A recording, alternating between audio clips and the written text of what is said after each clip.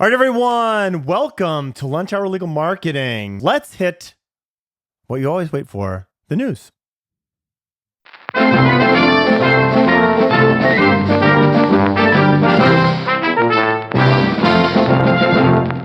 Now, Guy, June 26th, Google came out with an update on maximizing performance on search around query matching, specifically around brand. You and I have been very, very critical, hypercritical of Google and the conflation of brand terms. What does this exactly change?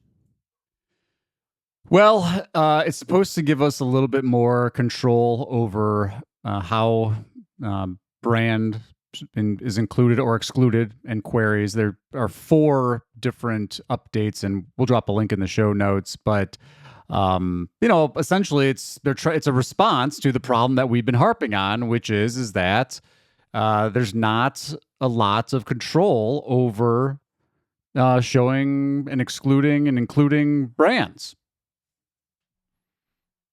So this, we've seen massive increases in the cost that people are paying for their own branded queries. There's a lot of confusion and deliberate conflation on Google's part. It will be interesting to see. And by the way, let's be clear. This is a pay-per-click thing. It is not an LSA thing. Is that correct? That's correct. Yep. Yeah. Still pure opacity in LSAs still. Yeah. Yeah. We have which means we don't know what the hell is going on. It's true. But so we'll see if some of these changes can actually improve the cost pers on the branded side of things. Okay. Yeah, this might be a segment in the future that we'll go deeper on, but today we just wanted to give it a shout. So if you're a PPC person, make sure you're on these changes. Okay. Messaging on Google profiles. Rest in peace, baby. Goodbye. Why do you think Google has killed messaging on the Google Business Profile? Well, there's lots of theories. Some of it relates, I think, to the actual technology itself and working across platforms and encryption and security stuff. My hunch is, I'm going to put it out there. I think you're going to see messages come back, but maybe in a different product. Some of the other complaints are that these messages small business owners are just getting spammed heavily in them, and so there's not a lot of value. But I know a lot of businesses that they rely pretty heavily on the engagement with their Google Business Profile messaging. And so, if you've been a firm that's relied on that, heads up. And I would start already. In fact, we're already too late because beginning July 15th.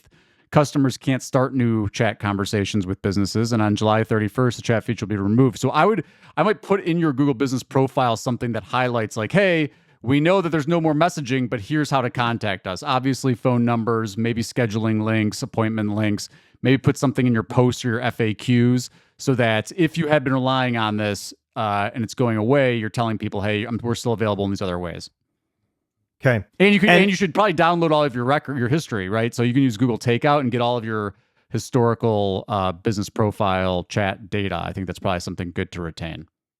I think the other flavor of this is there are some, especially in legal. Now, Google doesn't only think about the legal market, but especially in legal, there are many situations in which people do not want to physically talk to you, audibly talk to you when they're contacting a lawyer. Physically talk to you. Physically. And so you need to be thinking about, for those of you who have prospects who don't necessarily want to pick up the phone right now and chat and talk, what are you making it easy for them to contact you in an alternative method?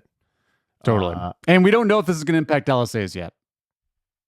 Yeah. So we'll find out. We'll let you know once it's already happened. Yeah. Right. My hunch is that it won't. My hunch is they're still going to have messaging. It's too much money. There's too much money. Too much confusion. No money in Google Business Profile messaging, but money in LSA messaging for Google. And the beautiful thing if you live in Mountain View and work in Mountain View, you can message multiple people at the same time, which means you can quadruple charge for those individual messages. Just saying. Just throwing that out there. Okay. And finally, I want to congratulate you on showing up on Legal Rebels. I have never been on Legal Rebels. I remember when it came out, I want to say in 2007 or 8. I think is when Legal Rebels became a thing. And you're here. I'm going to read this because it's awesome, and you're not going to do your own crowing, so I'll crow for you. Welcome to the ABA Journal Legal Rebels podcast, where we talk to men and women who are remaking the legal profession, changing the way law is practiced, and setting standards that will guide us into the future. Keep listening, dear listener. We are going to continue to guide you into the future. Money makes a world go round. Money makes a world go round. Yeah, money make a world go round. Yeah, money make a